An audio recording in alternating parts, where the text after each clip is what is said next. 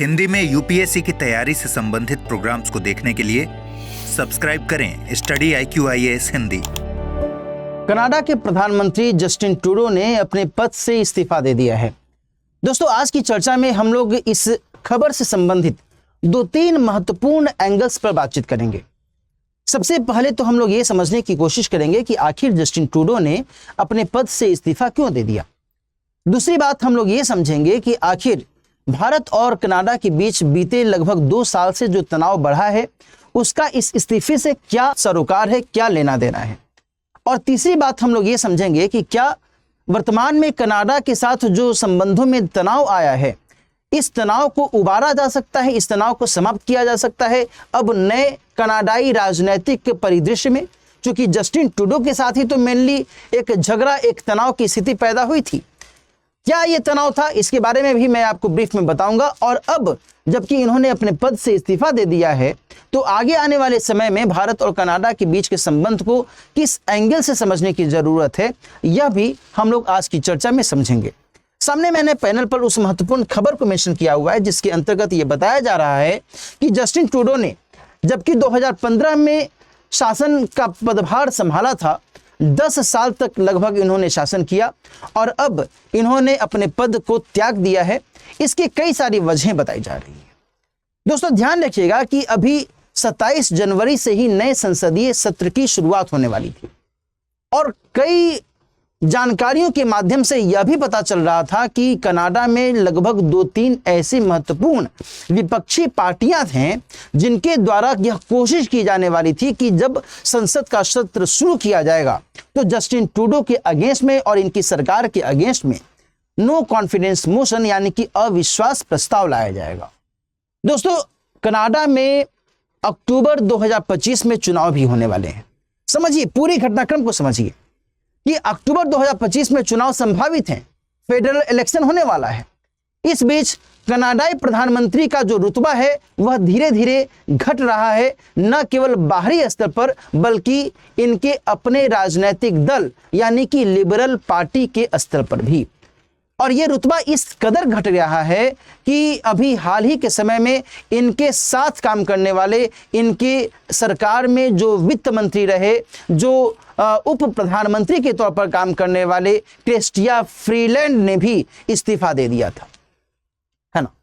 और इसके बाद स्थितियों में एक बहुत बड़ा जो परिवर्तन है वो देखने को मिलता है। जानकारियां यहां तक मिल रही हैं कि जब क्रिस्टिया फ्रीलैंड ने इस्तीफा दे दिया तो जो जस्टिन ट्रूडो हैं वो एक तरीके से एकदम साइलेंट मोड में चले गए।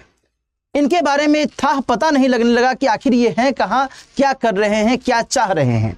और अंततः धीरे धीरे खबरें आने लगी कि शायद वो इस्तीफा दे सकते हैं, शायद वो इस्तीफा दे सकते हैं, और अंततः खबर आ गई कि उन्होंने इस्तीफा दे दिया है।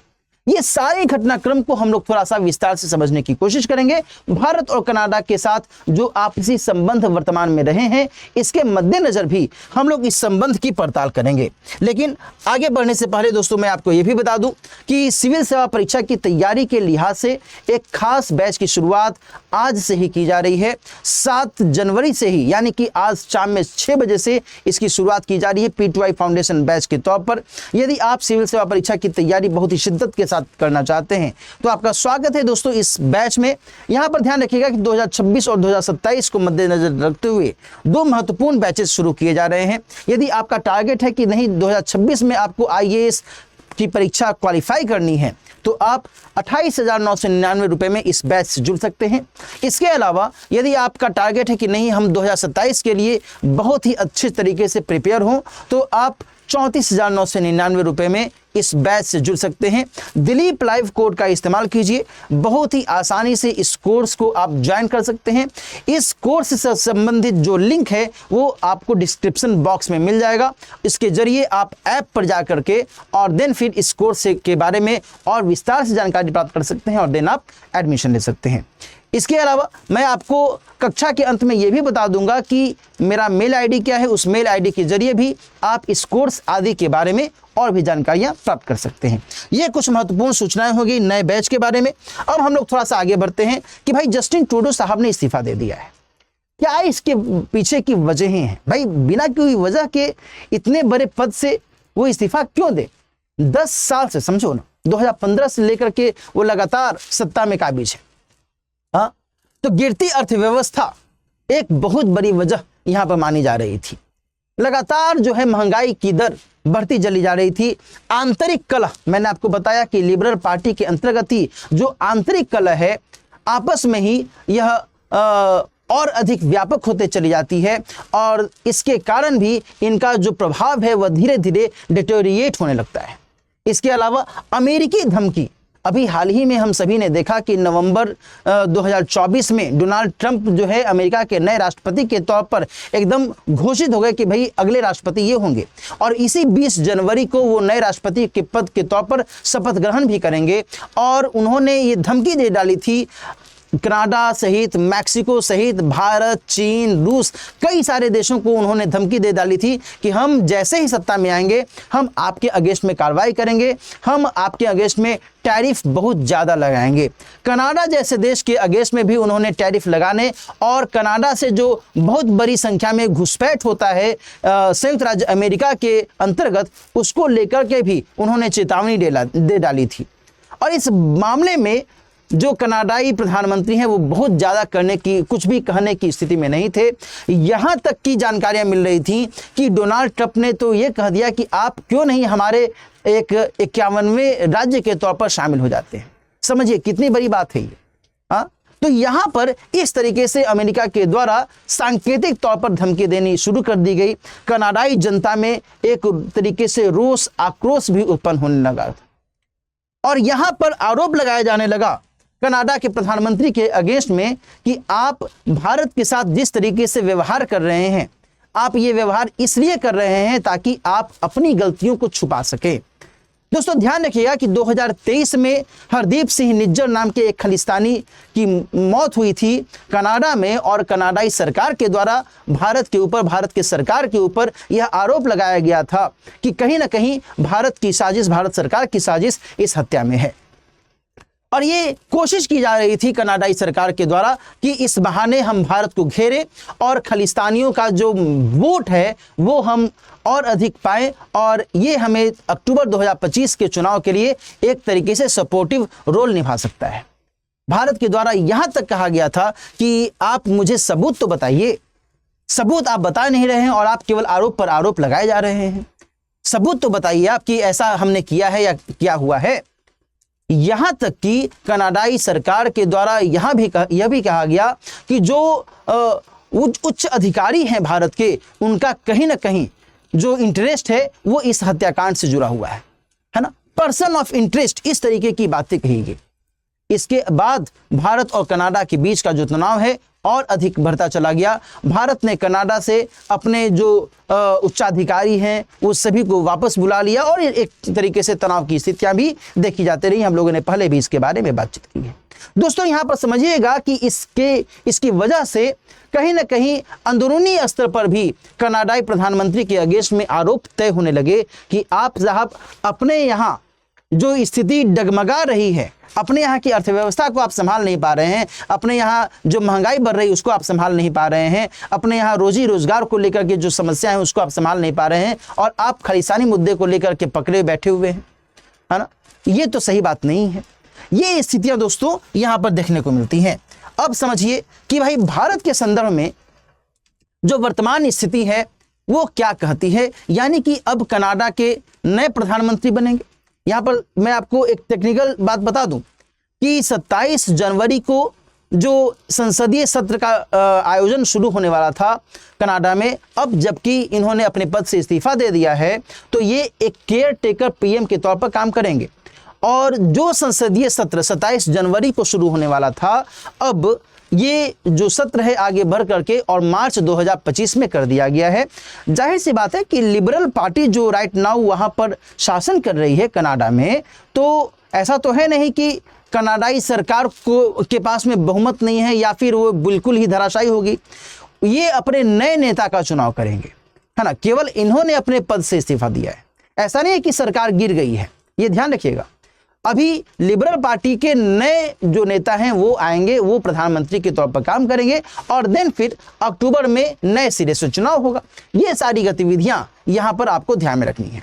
तो इसी संदर्भ में अब ये समझना होगा कि साहब अब जो नए व्यक्ति आएंगे क्या इनके साथ में भारत का रिलेशन बेहतर हो सकता है? भाई ये तो डिपेंड करेगा उस व्यक्ति पर कि वो करता क्या है।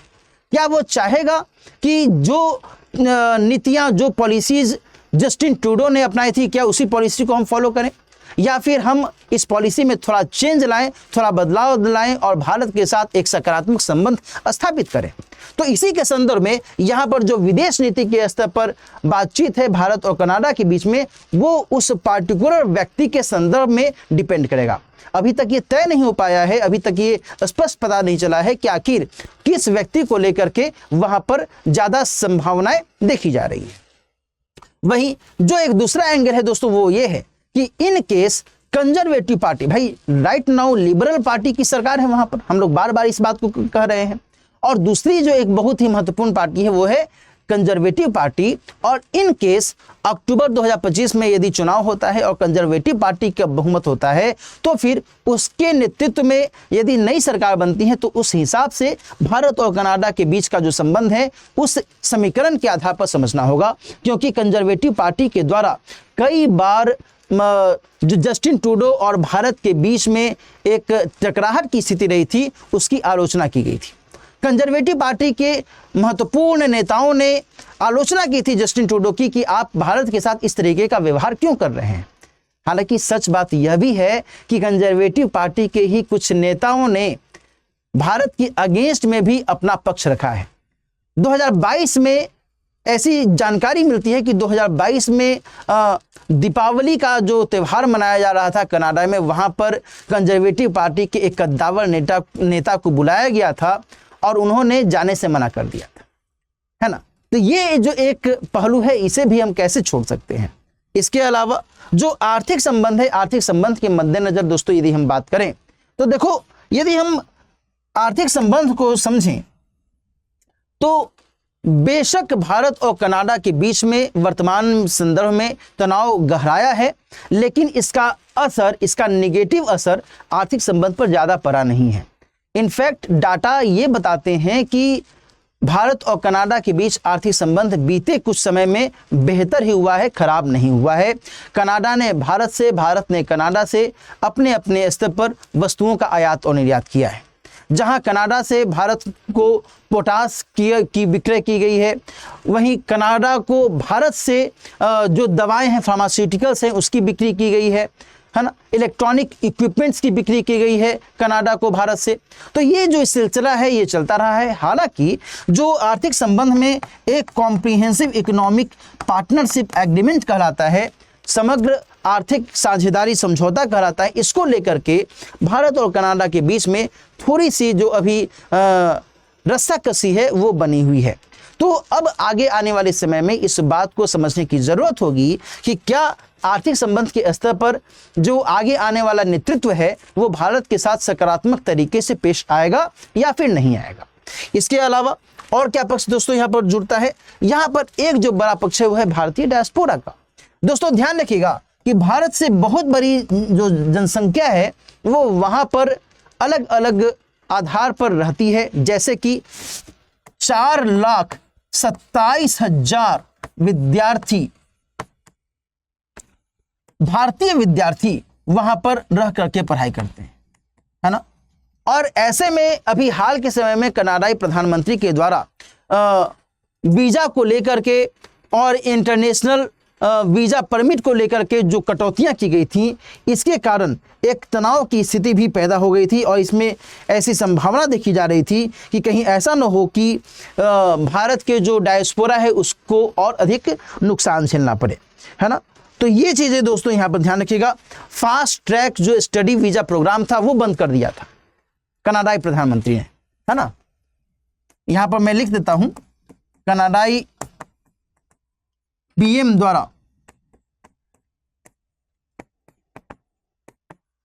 Fast track study visa programme, इसके नाम से ही स्पष्ट है कि बहुत ही तीव्रता से बिना किसी ज्यादा दस्तावेजी अड़चन के जल्द से जल्द विद्यार्थियों को वीजा मुहैया करवा करके और उनको कनाडा में पढ़ने के लिए आमंत्रित किया जा सकता था, लेकिन उसको बंद करवा दिया गया, प्रोग्राम को बंद करवा देना। अब इससे विद्यार्थियों को आसानी होगी या फिर उनको दिक्कतों का सामना करना पड़ेगा? ऑब्वियसली दिक्कतों का सामना करना पड़ेगा, है ना। तो ये सारे जो पक्ष हैं दोस्तों यहाँ पर ध्यान में रखने की आवश्यकता है। और इस जो इंटरनेशनल स्टूडेंट परमिट है उसको भी बंद करवा दिया। मैंने आपको इसके बारे में भी जानकारी दी।